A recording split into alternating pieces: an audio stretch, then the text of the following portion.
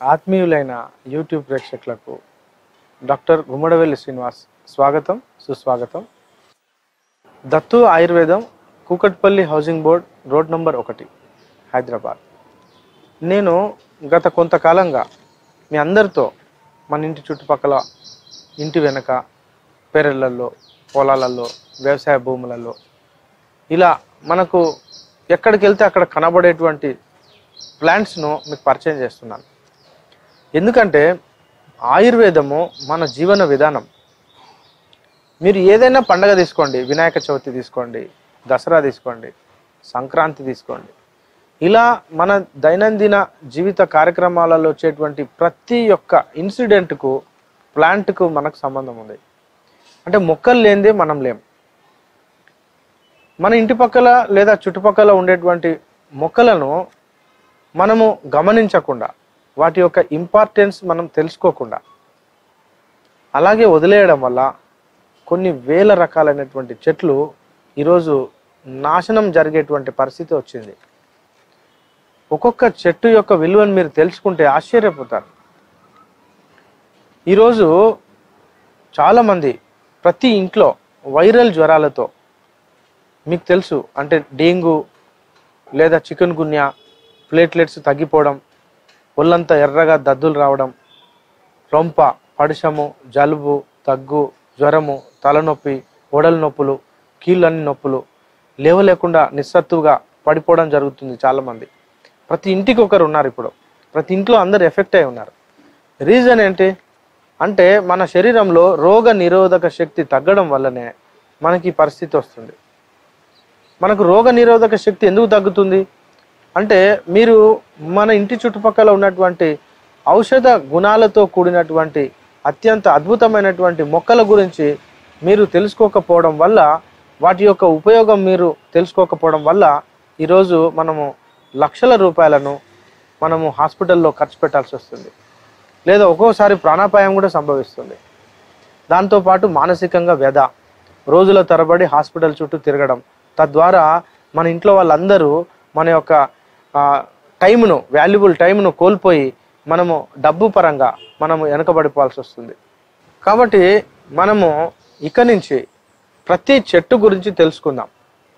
దాని యొక్క శాస్త్రీయ నామం ఏంటి, లోకల్గా ఏం పేరుతో పిలుస్తారు, గ్రాంధికంగా అంటే సంస్కృతంలో ఏం పేరు పిలుస్తారు, లేదా వేరే ప్రాంతంలో ఏం పేరుతో పిలుస్తారు, అది ఎన్ని రోజులు బ్రతుకుతుంది, ఆ యొక్క చెట్టు నుంచి మనం ఏమి తీసుకోవచ్చు, అంటే ఆ చెట్టు నుంచి దాని యొక్క బెరడు వాడుకోవాలన్నా, కాండం వాడుకోవాలా, ఆకులు వాడుకోవాలన్నా, పూలు వాడుకోవాలన్నా, వేర్లు వాడుకోవాలన్నా, ఫలాలు వాడుకోవాలన్నా, గింజలు వాడుకోవాలన్నా మనం తెలుసుకోవాలి.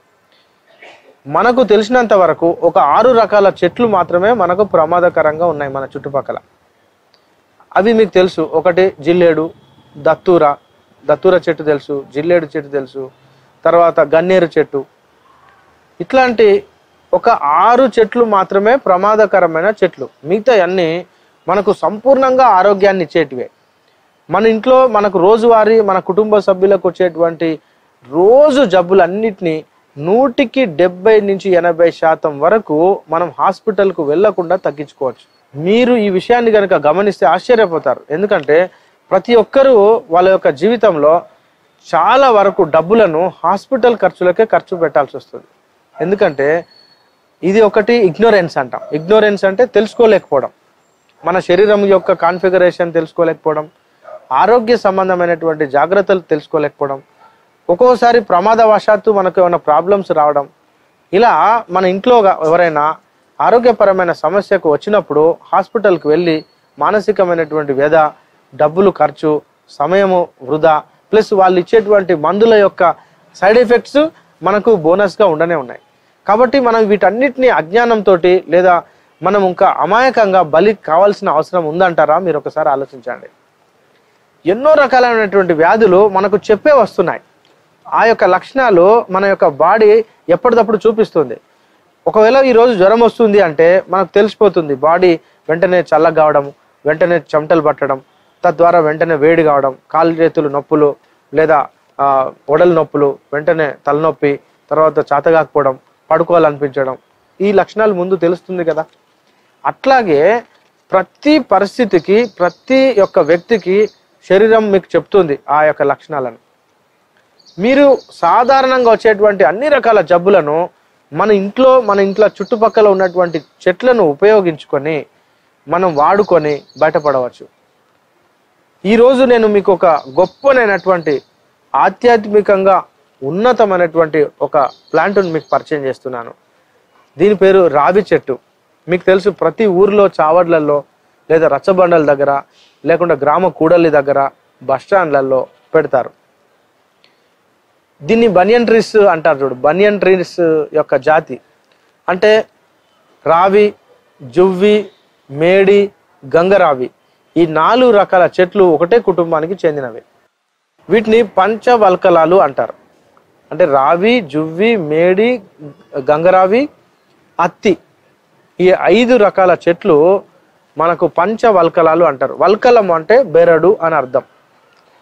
వీటికి ఎంత గొప్ప గుణం ఉంది అంటే, కృష్ణుడు భగవద్గీతలో అన్ని చెట్లలో అశ్వత్థ వృక్షమై ఉన్నాను అని అంటాడు. అంటే భగవంతుడు విష్ణువు అశ్వత్థ వృక్షంలో ఉన్నాను అని చెప్తాడు. అంటే ఇది సాక్షాత్తు శ్రీ మహావిష్ణువుకు ప్రతిరూపం. అందుకే మన యొక్క హిందూ ధార్మిక దేవాలయాలలో ఈ యొక్క రావి చెట్టును ప్రతిష్ఠిస్తారు. ప్రతిష్ఠించి దాని చుట్టూ ప్రదక్షిణ చేయమని చెప్తారు పెద్దలు. ఎందుకు ప్రదక్షిణ చేయమంటారంటే, ఎవరైనా సంతానవతులు కావట్లేదు, ఆడవాళ్ళు, మగవాళ్లకు సంతానము చెందించేటువంటి శక్తి లేదు, అటువంటి వాళ్ళు ఈ యొక్క రావి చెట్టు చుట్టూ ఒక 100 సార్లు కనుక ప్రదక్షిణ చేస్తే, ఆ ప్రదక్షిణ చేసినప్పుడు దీని యొక్క ఆరా అంటారు. అంటే ఈ చెట్టు యొక్క నీడ నుంచి వచ్చేటువంటి స్మెల్ మనకు ట్రీట్మెంట్ జరుగుతుంది. అప్పుడు మన శరీరంలో ఉన్నటువంటి హార్మోన్స్ ఉత్తేజితం చెంది మనకు సంతాన భాగ్యం జరగడానికి అవకాశం ఉంది.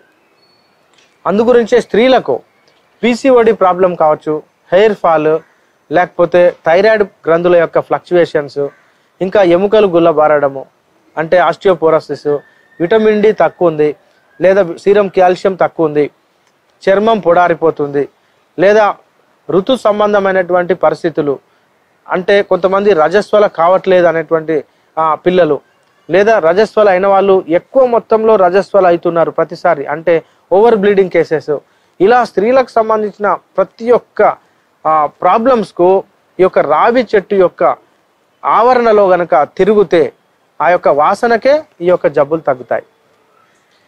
ఇంకా ఈ యొక్క రావి ఆకుల యొక్క కషాయాన్ని మనం రోజు ఒక నెల రోజుల పాటు కనుక ఖచ్చితంగా సేవిస్తే మనకు ముసలితనం రానే రాదు. అంటే ఇది అత్యంత ప్రభావశీలమైనటువంటి ఇమ్యూనిటీ పెంచేటువంటి వృక్షం. ఇంకా రావి చెట్టు యొక్క పండ్లను సేకరించి ఆ పండ్లను మీరు ఎండబెట్టుకొని పౌడర్ చేసుకోవచ్చు, లేదా పచ్చి పండ్లను తీసుకొని దంచి పాలలో వేసుకొని కాచి రోజు తాగితే ఇంద్రియ పుష్టి అంటారు.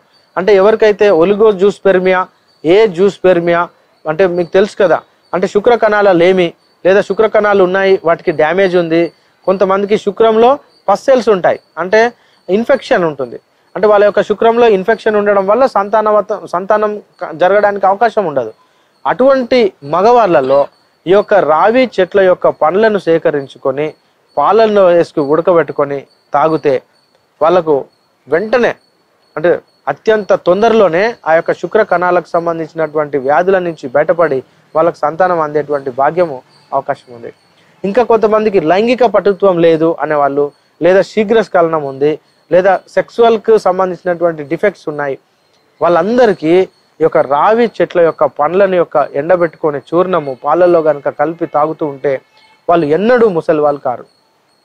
ఇలా ఆడవాళ్ళు అయితే పీసీఓడి ప్రాబ్లం ఉంది, హార్మోనల్ ఇంబ్యాలెన్స్ ఉంది, లేదా గుడ్డు రిలీజ్ కావట్లేదు అంటారు పీసీఓడి ప్రాబ్లంలో, అంటే అండాశయంలో నీటి బుడగలు ఉన్నాయి అని అంటారు. అట్లాంటి కేసులకు ఈ యొక్క రావి చెట్టు యొక్క పండ్ల యొక్క పొడి చూర్ణము ఒక గ్లాసు పాలతో నిత్యం ఉదయమే కనుక సేవిస్తే వాళ్ళకు సంతానం కావడానికి అవకాశం ఉంది.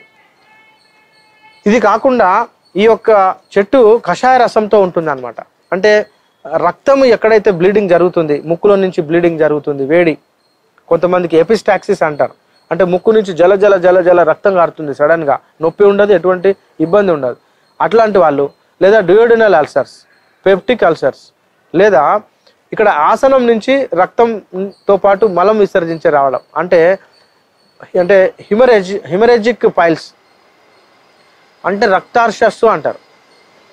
ఇటువంటి రక్తము బ్లీడింగ్ అయ్యేటువంటి వాళ్ళకు రావి ఆకు యొక్క బెరడును ఎండబెట్టుకొని పౌడర్ చేసుకొని ఉదయం 5 గ్రాములు, సాయంత్రం 5 గ్రాములు మజ్జిగతో కనుక కలిపి సేవిస్తే వెంటనే త్వరలోనే మీకు ఈ యొక్క బ్లీడింగ్ కంట్రోల్ కావడానికి అవకాశం ఉంది. కాబట్టి దయచేసి రావి చెట్టును మనం తక్కువ అంచనా వేయద్దు. మనం ప్రతి స్కూల్ ప్రెమిసెస్లో, ప్రతి అంటే 4 రోడ్ల కూడళ్లలో, లేదా మనకు ఎక్కడైతే ప్లేస్ ఉంది చాలా పెద్దగా ఉంది అనేటువంటి ప్లేస్లలో ఈ యొక్క పంచవల్కలాలకు సంబంధించినటువంటి చెట్లు, రావి, జువ్వి, అత్తి, మేడి, గంగరావి చెట్లను కనుక మనం ప్రతి ఊర్లో పెంచుకుంటే మన ఊరికి వేరే వాళ్ళు వస్తారనమాట. ఎందుకు? మీ ఊర్లో పలానా చెట్టు ఉందట, మేము ఆ చెట్టును తీసుకుపోవడానికి. రానున్న రోజులలో మనం ఈ అల్లోపతికి సంబంధించినటువంటి మందుల యొక్క దుష్పరిణామాల నుంచి మనం బయటపడాలి. మీ అందరికీ తెలుసు అది సైడ్ ఎఫెక్ట్స్కు సంబంధించినటువంటి వైద్యము. ఆ సైడ్ ఎఫెక్ట్స్ నుంచి మనము బయటపడడానికి ప్రయత్నం చేయాలి. ప్రతి ఊర్లో మనము ఈ 5 రకాల పంచవల్కలాలను కనుక పెంచితే మన ఊరికి పేరు వస్తుంది, మనకు పేరు వస్తుంది, మన గ్రామం బాగుపడుతుంది. తద్వారా దీని నుంచి వచ్చేటువంటి ఆర్థిక పరమైనటువంటి ప్రయోజనాలు మీరు ఈ యొక్క రావి పండ్లను కనుక ఎక్స్పోర్ట్ కనుక చేయగలిగితే అద్భుతంగా మనము ఆర్థికంగా బలపడడానికి యూత్ అవకాశం ఉంది. కాబట్టి దయచేసి ఈ యొక్క రావి చెట్టును మనం పెంచుకోవాల్సిందిగా కోరుతున్నాం. హరే కృష్ణ.